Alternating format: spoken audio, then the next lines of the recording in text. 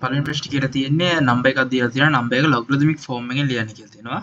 එතකොට ලොගරිතමික් ෆෝම් එකකින් ලියන්න කියද්දි කොහොමද අපි කරන්නේ?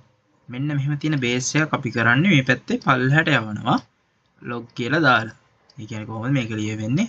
log අර තිබ්බ 8 හැමම ලියවෙනවා. මේ 2 මෙතන පල්ලෙහාට එනවා. එතකොට අර තිබ්බ 3 කියන එක යන පල්ලෙහාට ඇවිල්ලා ඔය විදිහට ලියවෙන. ඒ කියන්නේ log 8 to the base 2 equal වෙනවා 3 වලට. ඊට second question එකට යමු. second question එක කියලා තියෙනවා find the total interest to be paid for 2 years. අවුරුදු දෙකකට තමයි අහන්නේ. for by the person who borrowed 1000 at 12% annual interest rate. annual simple interest rate. එතකොට මොකද කියන්නේ? 1000 වලට 12% rate එකක් එයා ගෙවන්න ඕනේ. එතකොට 1000 වලට 12% ගෙවන්න ඕනෙලු. ඒකත් මොකද්ද? for 1 year. අපෙන් අහන්නේ total interest to be paid for 2 years. එහෙනම් මෙන්න මේ amount එක දෙකෙන් multiply වෙන්න ඕනේ. ඊට පස්සේ මොකද කරන්නේ? zeros cancel කරන්න. ඊට පස්සේ 12 times 2 කියන්නේ 24. අර remain එක 0 එක එනවා මෙතනට. ඊට පස්සේ interest එක 2 years වලට වෙලා තියෙනවා කීයද? 240 rupees වෙලා තියෙනවා. ඊට පස්සේ third question එකට ගියොත් third question එකේ කියලා තියෙනවා find the value of a කියලා. මෙන්න මේ diagram editor වලට හැටියට a. මේක දැක්ක ගමන් නිකන් පේන්නේ scaling triangle එක වගේ. ඒ කියන්නේ all sides are unequal වගේ. හැබැයි අපිට data වල mark කරලා තියෙනවා PR is equal to QR කියලා. එහෙනම් මොකක්ද වෙන්න ඕනේ? මෙන්න මේ angle එකත් A වෙන්න ඕනේ. මොකද angles opposite to equal sides are equal. ඒක තමයි isosceles triangle එකේ theorem එක තිබ්බේ. එතන මේක අපිට ලියන්න පුළුවන් කොහොමද? 180 degrees equal වෙනවා මොකද්ද?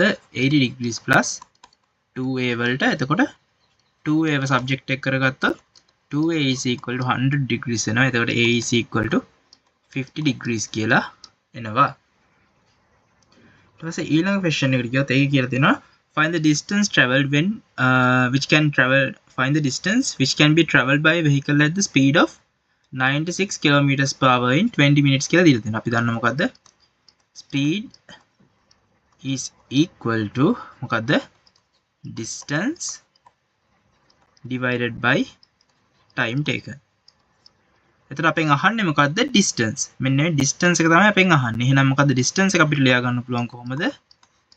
distance එක equal වෙනවා speed times time.